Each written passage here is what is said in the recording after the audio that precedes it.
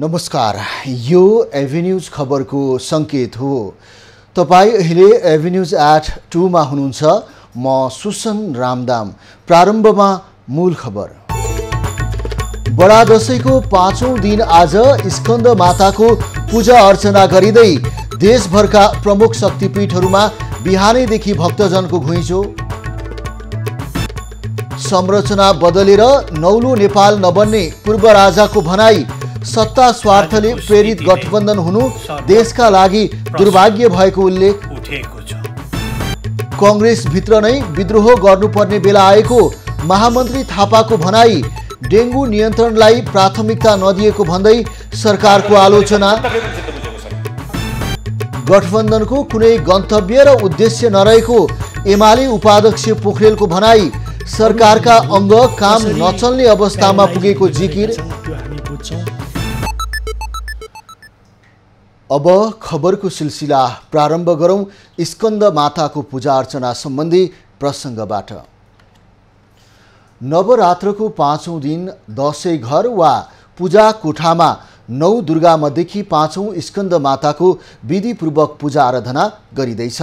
प्रत्येक वर्ष आश्विन शुक्ल पञ्चमी अर्थात् दुर्गा पक्षको 5औं दिन स्कन्द माताको विधिपूर्वक पूजा आराधना गर्ने प्रचलन रहेको छ। नवरात्रिको 5औं दिन बिहीबार स्कन्द माताको विधिपूर्वक पूजा आराधना गरिँदै दशैं मनाइँदैछ।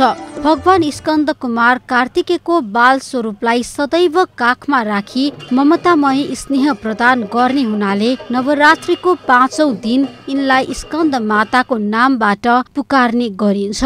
4 हात मध्ये दायाँ तर्फको माथिल्लो हातले स्कन्द कुमार कार्तिकेयलाई काखमा च्याप्दै बायाँ तर्फको तल्लो हातमा कमलको फूल र माथिल्लो हातले वरमुद्रा धारण गर्ने यिनी पद्मासन सहित सिंहमा सवार भगवतीका रूपमा पुज्ने गरिन्छ।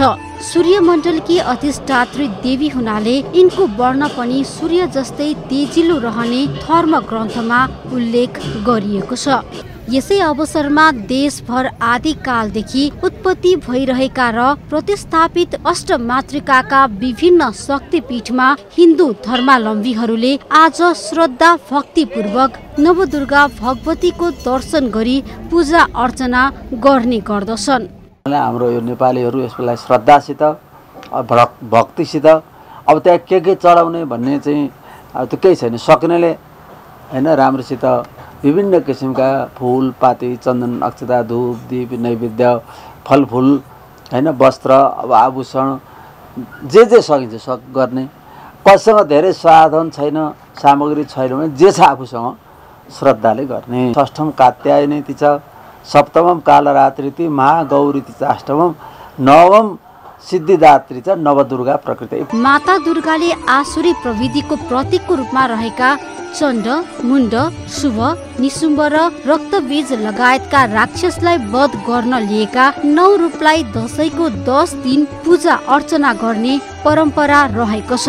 दशैं पर्वलाई असत्यमाथि सत्य र आसुरी शक्तिमाथि दैवी शक्तिको विजयको प्रतीकका रूपमा मनाइने पर्व भएका कारण दशैं सामाजिक मात्र नभएर धार्मिक पक्षबाट पनि निकै महत्त्वपूर्ण पर्वका रूपमा मनाइने गरिन्छ।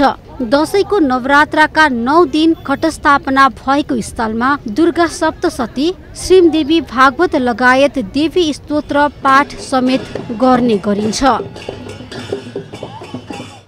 पूर्व राजा ज्ञानेन्द्र शाहले बडा दशैंको अवसरमा शुभकामना दिँदै देशको अवस्थाप्रति चिन्ता प्रकट गरेका छन्। पूर्व राजाको सन्देशमा संरचना बदलेर सुन्दर नौलो नेपाल नबन्ने उल्लेख छ।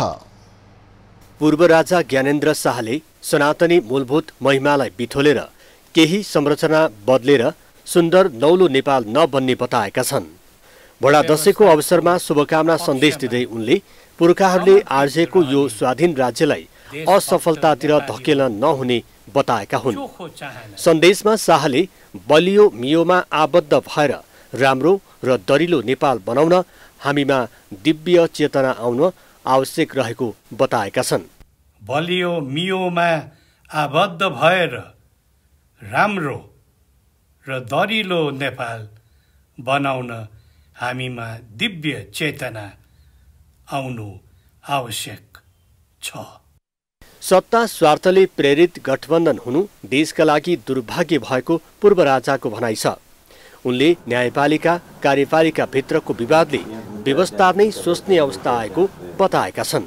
कार्यपालिका, व्यवस्थापिका र न्यायपालिकाका सबै अङ्गभित्र उत्पन्न विवाद, विग्रह र विकृति आजको स्थितिले सर्वत्र प्रश्न उठेको छ। उनले नेपाल देशी विदेशीहरूको क्रीडा भूमि भएको जनगुनासो रहेको पनि उल्लेख गरेका छन्। स्वतन्त्र सार्वभौम नेपाललाई आफ्नै अस्तित्वमा अराएर समुन्नत, सक्षम र समृद्धिको पुनर्निर्माणमा ध्यान दिनुपर्ने उनको भनाइ छ। नेपाललाई फेरि महान बनाउन पूर्व राजा शाहले अपिल पनि गरेका छन्। नेपाललाई आफ्नै अस्तित्वमा अराएर समुन्नत, सक्षम र समृद्धिको पुनर्निर्माणमा ध्यान दिनुपर्ने देखिन्छ। नेपाललाई फेरि महान बनाउनु परेको छ। व्याप्त भ्रष्टाचारले समाज र व्यवस्थालाई पदभ्रष्ट तुल्याएको र सर्वसाधारणको दैनिक जीवनलाई सकसपूर्ण बनाएकोमा पनि पूर्व राजाको चिन्ता छ। विद्यमान संविधान र व्यवस्थाको रक्षा गर्न खोज्दा देशलाई दाउमा लग्ने अवस्था बनेको शाहको भनाइ छ।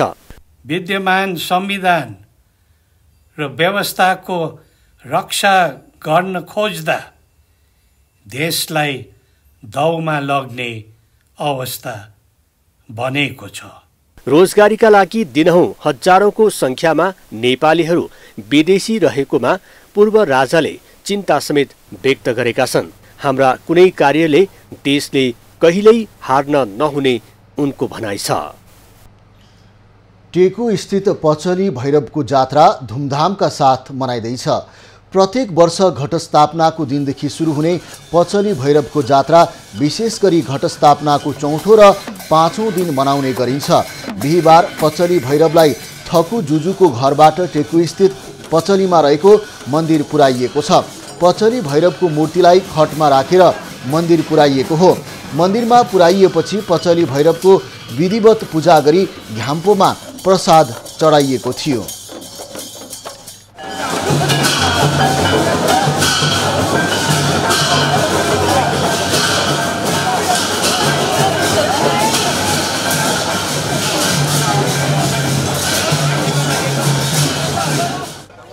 जीवित देवी कुमारीलाई शक्ति प्रदान गर्न पचली भैरव हरेक वर्ष असोज शुक्ल पञ्चमीको दिन हनुमान ढोकामा ल्याउने गरिन्छ। असोज शुक्ल पञ्चमीको राति पचली आज हनुमान ढोका पुगेपछि जीवित देवी कुमारीलाई पनि हनुमान ढोका ल्याइन्छ।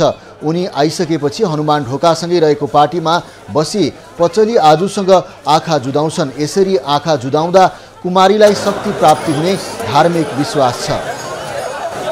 मुख्य रूपमा पचली भनेको राज्य शक्तिसँग छ। यसलाई जसले भक्ति गर्छ त्यो राज्य शक्ति, राजाको पावर बढ्छ भनेर किराँतकालीनदेखि राजाहरूले यसलाई मुख्य हुन्छ।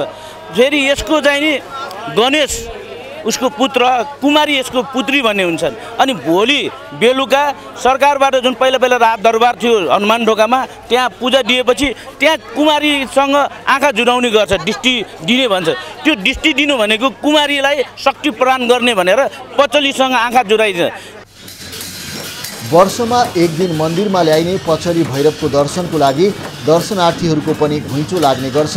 तत्कालीन राजा शिवसिंहले विक्रम सम्वत 1635 मा पचली भैरवको धातु तामाबाट निर्मित घ्याम्पो बनाई जात्रा गर्ने चलन सुरु भएको ऐतिहासिक विश्वास छ।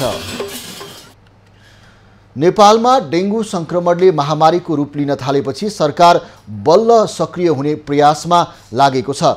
स्वास्थ्य तथा जनसङ्ख्या मन्त्रालयका अनुसार डेङ्गुका कारण साउन यता 38 जनाको मृत्यु भएको छ। 76 जिल्लामा 28,109 जना डेङ्गु संक्रमित भएको मन्त्रालयले जनाएको छ। सरकारले बल्ल अस्पतालमा सिटामोल पठाउन सुरु गरेको छ। स्वास्थ्य तथा जनसङ्ख्या मन्त्रालयले बिहिबार काठमाडौँ र ललितपुरका 14 स्थानीय तहसँगै यहाँका 16 अस्पतालमा 5,50,000 थान सिटामोल पठाएको हो। निःशुल्क वितरणको लागि पारासिटामोल उपलब्ध गराइएको हो। बिरामीले सिटामोल नपाएको गुनासो गरिरहँदा स्वास्थ्य मन्त्रालयले अभाव नभएको दाबी गरेको छ। मन्त्रालयले पारासिटामोलको अभाव नभएको र काठमाडौँ उपत्यकाका सरकारी अस्पतालमा पारासिटामोल निःशुल्क वितरण गरिएको जनाएको छ। निजी स्वास्थ्य संस्था, फार्मेसी, औषधि उद्योगलाई पारासिटामोलको उत्पादन र आपूर्ति व्यवस्था सहज बनाउन सहजीकरण पनि भइरहेको मन्त्रालयले जनाएको छ। डेङ्गु एडिस जातका पोथी लामखुट्टेको टोकाइबाट सर्छ। डेङ्गु संक्रमण भएमा उच्च ज्वरो आउने, शरीर दुख्ने जस्ता लक्षण देखा पर्ने चिकित्सकको भनाइ छ। नेपाली कांग्रेसका महामन्त्री गगन थापाले नेपाली कांग्रेसभित्र नै विद्रोह गर्नुपर्ने बेला आएको बताएका छन्। आज काठमाडौँमा आयोजित पार्टी प्रवेश कार्यक्रममा उनले पार्टीभित्र सही ढङ्गबाट न्यायोचित व्यवहार नभएको ठूलो गुनासो आइरहेको भन्दै पार्टीभित्र ठूलो शुद्धिकरणको अभियान चलाउनु पर्ने बेला आएको बताएका हुन्। महामन्त्री थापाले पार्टी सत्ताको हतियार मात्र हुन लागेको भन्दै पार्टीहरू निर्वाचनको गोल चक्करमा मात्रै सीमित भएको दाबी गरे। गोल सिस्टमै के हुन लाग्यो भने इलेक्सन, निर्वाचनदेखि निर्वाचनको गोल चक्कर, यो मात्र सबै कुरा तपाईहरुलाई निराश बनाउँदिन। मैले आफ्नो जीवनमा मसँग जम्मा अब 10 वर्ष बाँकी छ। त्यो बेला मसँग शक्ति हुन्न, के पनि हुन्न, खाली हुन्छ। त्यो बेलामा पछा उता कुनामा देखेको मान्छेले कतैबाट बोलाएर चाहिँ दाइ भाइ भनेर बोलाएर मलाई सम्झेर माया गरेर अङ्कमाल गरेर मेरो कारणले गर्दाखेरि देशमा दुईटा कुरा भयो, समाजमा दुईटा राम्रो कुरा भयो भनेर भन्दै पनि मलाई पुग्यो। महामन्त्री थापाले सरकारले डेङ्गु नियन्त्रणलाई प्राथमिकता नदिएको भन्दै सरकारको आलोचना गरे। सरकार मात्र निर्वाचन लगायत अन्य कुरामा केन्द्रित भएको र जनताको स्वास्थ्य उपचारमा उदासीन बनेको उनको आरोप छ।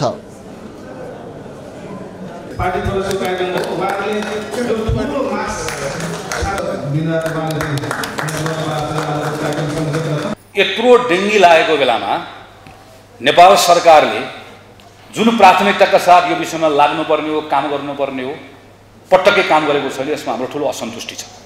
काम गरेको तरिका चित्त बुझेको छैन, काम गरेको तरिका पटक्कै पनि चित्त बुझेको छैन। महामन्त्री थापाले पूर्ववर्ती सरकारलाई कोरोनाको बेलामा काम भएन भनेर विरोध गरिरहेको तर अहिले आफ्नै पार्टीको नेतृत्वमा रहेको सरकारबाट डेङ्गु नियन्त्रण र न्यूनीकरणको लागि पहल हुन नसकेको गुनासो गरे। नेकपा एमालेको सचिवालयको बैठकले समानुपातिक बन्द सूचीलाई हेरफेर गर्ने निर्णय गरेको छ। एमालेले असोज 15 गतेभित्र अन्तिम बन्द सूची निर्वाचन आयोगमा बुझाउने भएको छ। सचिवालयको बैठकलाई बन्द सूची हेरफेरको जिम्मा भने अध्यक्ष केपी ओलीलाई दिएको छ।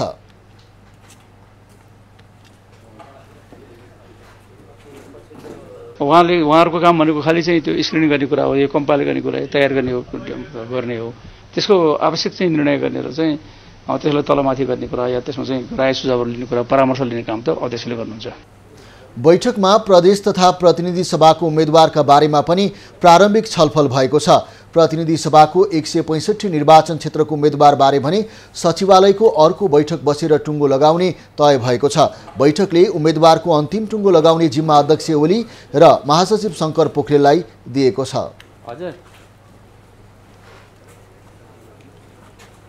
आवश्यक समयमा, उपयुक्त समयमा अन्तिम निर्णय 165 जना चाहिँ प्रतिनिधि सभाका मान्य सांसदहरूको उम्मेदवारको निर्णय र प्रदेश सभामा 330 जना उम्मेदवारहरू जो हुन्छन् हाम्रा, उहाँहरूको चाहिँ नाउँले हामी उपयुक्त समयमा यो बैठक सचिवालयको अर्को बैठक गरेर हामी बाहिर ल्याउँछौँ। प्रदेश सभामा 330 सिटमा सम्भावित उम्मेदवारबारे छलफल भएको नेताहरूले बताएका छन्। नेकपा एमालेका वरिष्ठ उपाध्यक्ष ईश्वर पोखरेलले गठबन्धन सरकारको कुनै गन्तव्य र उद्देश्य नरहेको बताएका छन्।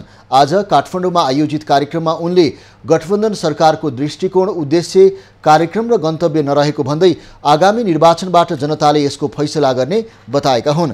वरिष्ठ उपाध्यक्ष पोखरेलले देशको न्यायालय, कार्यपालिका, देशका अन्य अङ्गहरू चल्नै नसक्ने अवस्थामा रहेको कुराहरू कस्तो त्यसले फङ्सनलेस जस्तो हुने स्थिति पैदा भयो र राज्यका अरू संरचनाहरू, अरू अङ्गहरू कसरी प्यारालाइज हुने गरेका छन् त्यो हामी बुझ्छौँ। त्यसकारणले म यहाँहरूलाई के निवेदन गर्न चाहन्छु भने जे विकृति, विसङ्गतिहरू, गलत कुराहरू देखिएका छन् त्यस वरिष्ठ उपाध्यक्ष पोखरेलले आगामी निर्वाचनबाट नेकपा एमाले जित निकाले मात्रै देशलाई समृद्धिको बाटोमा लैजान सकिने उल्लेख गरे। वरिष्ठ उपाध्यक्ष पोखरेलले तथ्य भन्दा पनि फरक ढङ्गबाट खबर सामग्री सार्वजनिक हुँदा समाजमा भ्रम फैलिरहेको बताए। उनले अहिले देशको विद्रूप रूप देखा परिरहेको बताए। गठबन्धनभित्र सिट सङ्ख्या बाँडफाँडको कुरा नमिल्दा पनि सत्तारूढ दलहरूलाई आन्तरिक रूपमा उम्मेदवार टुङ्गो लगाउन समस्या भएको छ। 2 महिनादेखि उम्मेदवार चयनमा जुटेका दलहरूले बाँडफाँडमा लगभग सहमति जुटिसकेको बताएका छन्, तर अन्तिम टुङ्गो भने लाग्न सकेको छैन। सहमति प्रयासको लागि गठबन्धनको बैठक आज पनि बस्दैछ। प्रधानमन्त्री निवास बालुवाटारमा बस्ने बैठकले सिट बाँडफाँडलाई अन्तिम रूप दिने नेताहरूले दाबी गरेका छन्। कार्यदलमा सहमति नभएपछि अब शीर्ष नेताहरूले लेनदेन गरेर मिलाउने प्रयास नेताहरूले गरेका छन्। प्रतिनिधि सभाका 165 मध्ये 9 निर्वाचन क्षेत्रमा दलहरूले दोहोरो दाबी गरेका कारण तालमेल टुङ्गिन बाँकी रहेको छ। गठबन्धनमा कङ्ग्रेसले 84, माओवादीले 44, एकीकृत समाजवादीले 17, जसपाले 15 र राष्ट्रिय जनमोर्चाले 2 सिट लिने गरी सहमति हुन लागेको बताइएको छ। खबरको सिलसिला अझै जारी छ, हामी सँगै रहनुहोला। अब बाँकी खबर। आसन्न आम निर्वाचनका बेला सञ्चार माध्यम र सामाजिक सञ्जालका सामग्री अनुगमन गर्न निर्वाचन आयोगले सेना र प्रहरी समेत परिचालन गर्ने भएको छ। संविधानले प्रदान गरेको व्यक्तिगत स्वतन्त्रतामा अंकुश लाग्ने गरी आयोगले सेना र प्रहरी समेत सम्मिलित संयन्त्र मार्फत कुनै व्यक्तिले सामाजिक सञ्जालमा राख्ने पोस्टलाई समेत अनुगमन गर्न लागेको हो। मङ्सिर 4 मा हुने आम निर्वाचनको लागि जारी निर्वाचन आचार संहिता कार्यान्वयन गराउन सञ्चार माध्यम र सामाजिक सञ्जालका सामग्री अनुगमनका लागि आयोगले सेना र प्रहरीको साइबर ब्युरो, विज्ञापन board, cyber board, press council, दूरसञ्चार प्राधिकरणका प्रतिनिधि, कम्प्युटर अपरेटर रहने संयन्त्र बनाएको हो। आयोगका सहसचिव एवं प्रवक्ताको नेतृत्वमा रहने प्रेस अफिस नामको यो संयन्त्रले अनलाइन सञ्चार माध्यममा प्रकाशन हुने खबर, सूचनाका साथै व्यक्तिगत ब्लग र उम्मेदवारहरूको सामाजिक सञ्जालका गतिविधि अनुगमन गर्ने अधिकार पाएको छ। आयोगबाट प्रवाह हुने सूचना सञ्चार माध्यमबाट सम्प्रेषण हुँदाको प्रयोग हुने भाषा, दल र उम्मेदवारलाई दिएको पहुँच पनि संयन्त्रले अनुगमन गर्नेछ। सामाजिक सञ्जाल तथा डिजिटल मिडियामा आएका सामग्री गलत वा भ्रमपूर्ण पाइए तत्काल हटाउन लगाउने, त्यस्ता सूचना हाल्ने व्यक्तिलाई कारबाहीको सिफारिस गर्ने अधिकार पनि प्रेस अफिसलाई दिएको छ। दसैँ तिहार नजिकिँदैछ। बैंकहरूले व्यापारीमाथि लगाएको चर्को ब्याज र खुला सिमानाका कारण भारतीय बजार रुपौडियामा नेपाली उपभोक्ताहरूको घुइँचो छ, तर नेपालगञ्जमा व्यापार न्यून छ। विशेष खबरको साथमा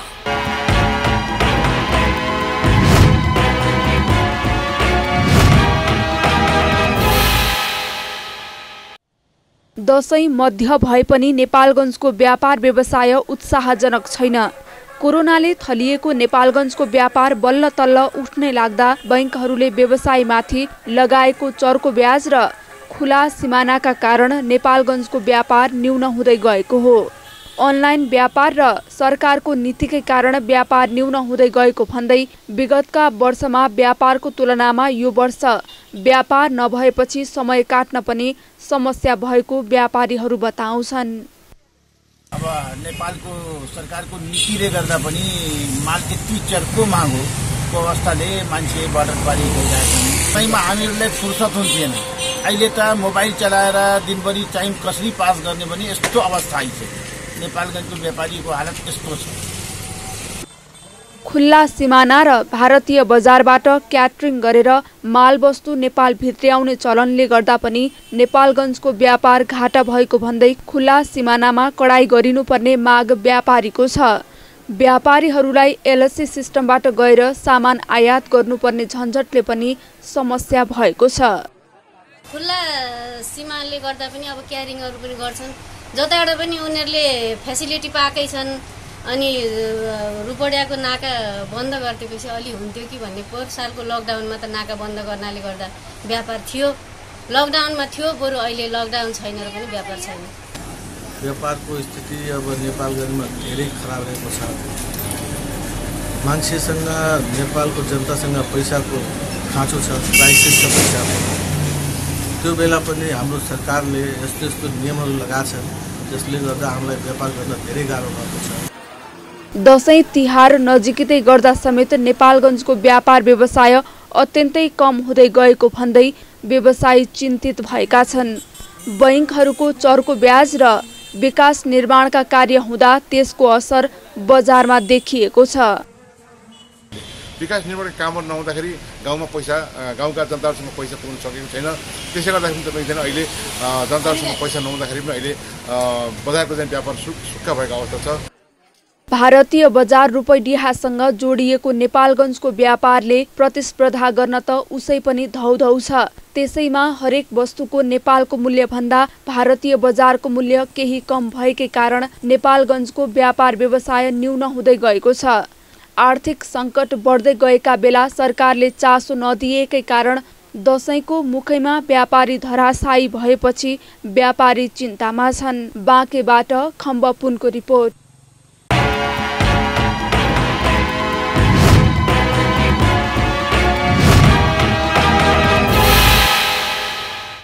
गल्छी रसुवागढी सडक अन्तर्गत नुवाकोटको बेलकोटगढी नगरपालिका 7 लामा सोतीमा सुक्खा पहिरो गएको छ। पहिरोले देवीघाट गल्छी सडक पूर्ण रूपमा अवरुद्ध हुँदा नुवाकोट र रसुवाबाट सञ्चालन हुने सवारी साधनको पृथ्वी राजमार्गसँग सम्बन्ध टुटेको छ। नुवाकोटको बेलकोटगढी नगरपालिका 7 बुधसी घाटमा बिहिबार अपराह्न लेदोसहितको पहिरो झरेपछि सडक अवरुद्ध भएको हो। सडक माथिबाट खसेको ठूलो पहिरो सडकबाट त्रिशुली नदीसम्म पुगेको छ। सडक अवरुद्ध हुँदा राजधानी काठमाडौँ र तराईका जिल्लाहरूबाट नुवाकोट र रसुवाका लागि खाद्य सामग्री र अन्य अत्यावश्यकीय सामग्री बोकेर आएका मालवाहक सवारी साधन अलपत्र परेका छन्। ठूलो परिमाणमा पहिरो खसेकाले सडक सुचारू हुन केही समय लाग्ने भएकाले आवत जावतको लागि वैकल्पिक सडक प्रयोग गर्न प्रहरीले अनुरोध गरेको छ। रसुवा र नुवाकोट आवत जावत गर्न गल्छी देवीघाट बाहेक पासाङ लामो मार्ग र छहरे टोखा सडक सञ्चालनमा छन्। चाडबाड नजिकिँदै गएपछि बागलुङमा बजार अनुगमन तीव्र भएको छ। विगतमा खुद्रा पसलमा अनुगमन हुँदै आएकोमा यो पटक भने होलसेल र मार्टहरूमा अनुगमन केन्द्रित गरिएको हो। चाडपर्वमा हुन सक्ने अनियमितता, कालोबजारी, बढी मूल्य असुली, माल सामानमा हुने गुणस्तरहीनता लगायतका विषयमा अनुगमन गरिएको हो। अनुगमनका क्रममा मूल्य सूची नराख्ने, राखे पनि नदेख्ने गरी राख्ने देखिएको छ। बागलुङ नगरपालिकाको संयोजनमा सरकारवाला सङ्घ संस्थाहरूको सहभागीमा जुन किसिमको अहिले बागलुङ नगर क्षेत्रमा जुन बजार अनुगमन गरिएको छ, यसलाई अब नियमित र निरन्तर रूपमा हामीले अगाडि बढाउँछौँ। अनुगमनको क्रममा हामीले 28वटा सङ्ख्यामा विभिन्न खाद्यान्न पसलहरूमा अनुगमन गर्दा विगतका दिनहरूभन्दा निकै नै सुधारोन्मुख पाएका छौँ। अधिकांश पसलहरूले मूल्य सूची टाँस गरेका छन्। टोलीले पसल गोदामको सरसफाइमा ध्यान दिने एवं पसलमा मूल्य सूची सबै उपभोक्ताले देख्ने गरी अनिवार्य रूपमा टाँस्न निर्देशन दिएको छ। टोलीले बागलुङ बजारका ठूला तथा साना गरी 28वटा पसल अनुगमन गरेको थियो। उपभोक्ता ठग्ने र अखाद्य सामग्री बेच्नेहरूलाई कानुन अनुसार कारबाही अघि बढाउने बागलुङ नगरपालिकाले जनाएको छ। सदरमुकाम सिराहामा रहेको नापी कार्यालय सिराहाले नीति विपरीत जग्गा कित्ताकाट गरेको आरोप सरकारवालाले लगाएका छन्। जग्गाको वर्गीकरण लगायतका काम कारबाही रोकिएको सूचना प्रकाशित गरेर कार्यालयले कित्ताकाट भइरहेको पाइएको हो।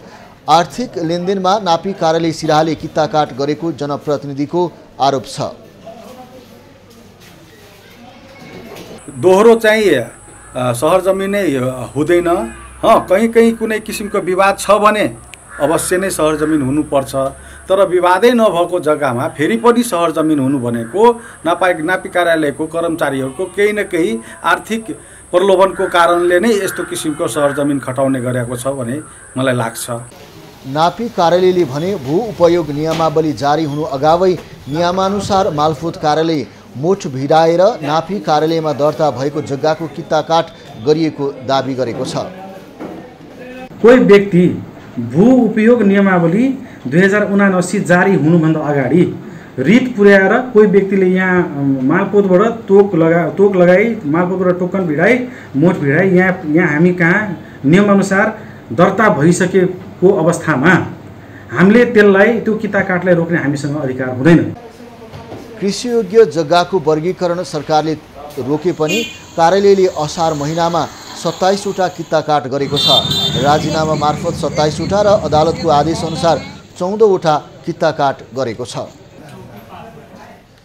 दशैंमा सवारी दुर्घटना न्यूनीकरण गर्न जिल्ला प्रशासन कार्यालय काभ्रेले जिल्लास्थित 2 राजमार्गमा आजदेखि टिप्पर सञ्चालन निषेध गरेको छ। कार्यालयले अरनिको र बीपी राजमार्गमा टिप्पर सञ्चालन निषेध गर्दै अन्य सवारी साधनको लागि टाइम कार्ड लागू गर्ने निर्णय गरेको हो।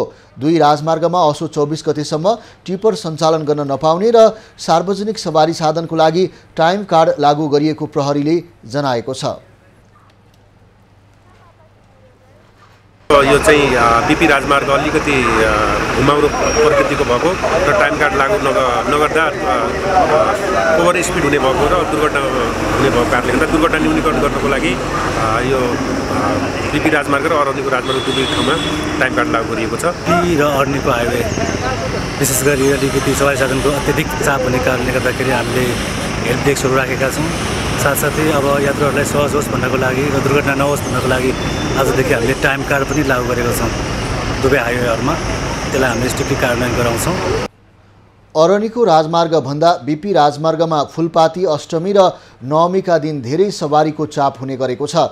राजधानी काठमाडौँबाट दशैं मनाउन काभ्रे पलाञ्चोकको रुट भएर मध्यपूर्व हुँदै पूर्वी जिल्ला जाने आउने यात्रुहरूको चापलाई व्यवस्थापन गर्न यस्तो निर्णय गरिएको हो। विगतका दशैंमा बजारमा चहलपहल र व्यापार राम्रो हुने बुटोल बजारमा यो पटक दशैं सुरु भइसके पनि बजार सुनसान रहेको छ। बजारमा उपभोक्ताको उपस्थिति अत्यन्तै न्यून भएकाले व्यापार राम्रो नभएको गुनासो व्यापारीको छ।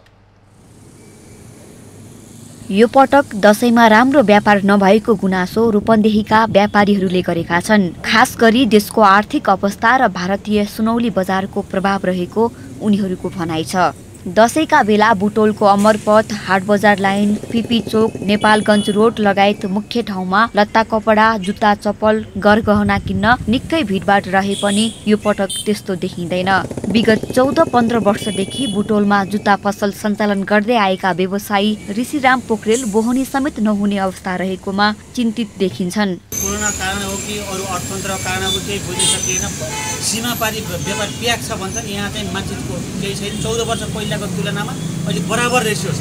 बुटोल हाटबजार लाइनका फेन्सी पसलेहरूले पनि 14 वर्षमै यस्तो सुनसान दशैंका बेला कहिले नभएको अनुभव सुनाएका छन्। मेन कोभिडको असर अनि पारीको अनि प्राय कस्टमरहरू सुनौलीहरू भारतीय व्यापारको पनि असर यसमा परिरहेको छ। लामो समयदेखि बुटोलमा मोबाइल पसल सञ्चालन गर्दै आएका व्यापारीहरूले पनि यो पटक खासै व्यापार नभएको गुनासो गरेका छन्।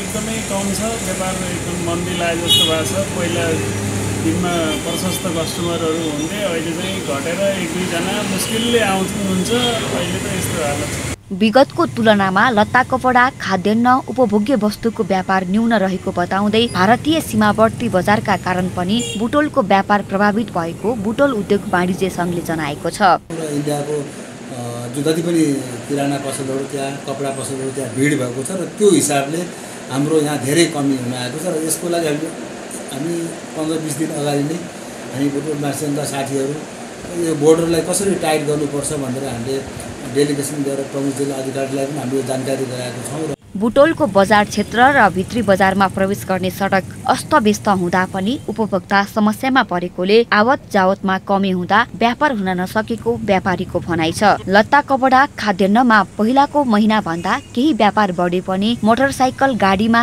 व्यापार निकै घटेको छ। बुटोलबाट दामोदर खनालको रिपोर्ट। दशैंको आगमनसँगै बाटो खन्ने तथा बाटो वरपरका झाडी हटाउने प्रचलन हराउँदै गएको छ। सडकको ससाना खाल्डा पुर्नको लागि सरकारी निकायकै मुख ताक्ने प्रवृत्तिले मौलिक प्रचलन लोप हुन लागेपछि पाल्पामा भने त्यसलाई जोगाउन पहल थालिएको छ। दशैं आएसँगै पञ्चेबाजा सहित टीका थाप्न गाउँमा आउने चारैतर्फको बाटो सफा गर्नु हाम्रो पुर्खादेखिको मौलिक प्रचलन हो। केही वर्ष यता हराउँदै गएको त्यही प्रचलन वर्तमान समाजमा पनि लागू गर्न अपरिहार्य भएको भन्दै रामपुरमा पुनः थालनी गर्ने प्रयास भएको छ। नगरपालिकाको 10वटै वडाभित्र अहिले सडक, गोरेटो बाटो मर्मत तथा झाडी सरसफाई भइरहेको हो। 9-10 दिनसम्म बाजा बजाएर दशैं बाटो खनेको स्मरण गर्दै पुरानै शैलीमा रामपुर 6 मा सडक निर्माण गरिएको हो। रमाइलेरी बाटो खनिन्थ्यो। अब जस्तै त्यहाँ लोप भयो अलि दिन 5-7 वर्ष सबै आश गरेर हुन्छ सरकारको। अलिअलि त काम बन्द गर्नु पर्दैन, आफ्नो बाटो सफा सुग्घर गर्नुपर्छ। वर्षादसँगै बिग्रिएको सडक मर्मतका लागि दशैंको अवसरमा नगरपालिकाले मेसिन उपकरण पठाएको छ। तर टोलको सफाई, प्रचलनमा रहेका गोरेटो, सडकका झाडी हटाउने कार्य नगरको पहलले मात्र सम्भव नहुने भएकाले विकासका लागि टोल विकास समितिलाई चलायमान बनाउन खोजिएको नगरले जनाएको छ। दशैंको बेलामा हामीले बाटो सफा गर्नुपर्छ, खन्नुपर्छ भन्ने जस्ता कुराहरू भयो भनेदेखि साँच्चै चाहिँ हाम्रो चाहिँ एउटा धर्मको संस्कारको पनि महत्त्व हुन्छ भन्ने विषयले हामीले लागेका छौँ। तालपोखरा टोल विकास समितिले स्थानीय पञ्चेबाजालाई शुद्ध फेरि गएर परम्परालाई जगाउने गरी र सन्देश दिने गरी आज टोल सरसफाइ गरेको देख्दा यो डाँडाको बाटो, बागेको ढाड, कौवा अनि तालपोखरा क्षेत्रमा सरसफाइ अभियान सुरु गर्दा देख्दा साह्रै रमाइलो लागेको छ। चाड पर्वको अवसर पारेर सञ्चालन गरिएको बाटो तथा सार्वजनिक स्थानहरूको सरसफाइ अभियानमा स्थानीयहरू सक्रिय भएर लागेका छन्। घर अगाडिको खाल्डो पूर्ण पनि बजेट नै कुर्नुपर्ने प्रवृत्ति झाँगिएको समयमा विगतमा निस्वार्थ भावका साथ सञ्चालन गरिने दशैं बाटो सफाई अभियान सञ्चालन गर्न सके गाउँ ठाउँका समस्या समाधानमा महत्त्वपूर्ण टेवा पुग्ने थियो कि? इमान सिंह राणा, पाल्पा। खबरको सिलसिला अझै जारी छ, हामी सँगै रहनुहोला। अब पालो खास खबरको।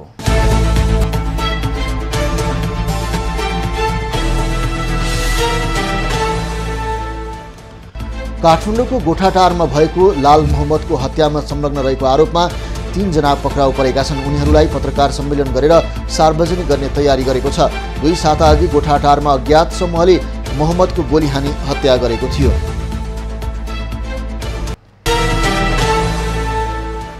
मोरङको सुनवर्सी नगरपालिकामा एक युवकको हत्या भएको छ। सुनवर्सी नगरपालिका 4 बटरबारीका 25 वर्षका अशोक कुमार यादवको हत्या भएको हो। धामी झाँक्रीको काम गर्ने यादव घरबाट तल जाने क्रममा निस्केका थिए। प्रहरीले घटनाको अनुसन्धान भइरहेको जनाएको छ। लोकतान्त्रिक समाजवादी पार्टी लोसपाका वरिष्ठ नेता राजेन्द्र महतोले धनुषा क्षेत्र नम्बर 3 बाट उम्मेदवार बन्ने दाबीबाट पछि हटेका छन्। उनी 2074 मा निर्वाचन क्षेत्रबाट नउठेर सर्लाही 2 बाट उम्मेदवार बन्ने भएका हुन्। नेपाल भारतको सीमा सुरक्षालाई थप प्रभावकारी बनाउन 2 देशका सुरक्षा अधिकारी सहमत भएका छन्। सशस्त्र प्रहरी बल नेपाल र भारतको सशस्त्र सीमा बल बीच सशस्त्र प्रहरी बलको मुख्यालय हल्चो काठमाडौँमा भएको 2 दिने 6औं समन्वयात्मक बैठकमा सो सहमति भएको हो। प्रतिनिधि सभाका सभामुख र उपसभामुखको तलब भत्ता अदालतको आदेश नआएसम्म रोकिने भएको छ। असोज 1 गतेपछि उनीहरूले पाउने सबै तलब भत्ताको रकम संसद सचिवालयले रोकेको हो। उनीहरूका स्वकीयहरूले पाउने तलब भत्ताको रकम पनि रोकिएको सचिवालयले जनाएको छ। आगामी मङ्सिर 4 गते हुने प्रदेश र प्रतिनिधि सभा निर्वाचनको मतगणना सम्बन्धित क्षेत्रमै हुने भएको छ। एक निर्वाचन क्षेत्र भएका जिल्लाको मतगणना सदरमुकाम र बढी निर्वाचन क्षेत्र भएका जिल्लाको मतगणना सम्बन्धित क्षेत्रमै गर्ने गरी तयारी अघि बढाइएको हो।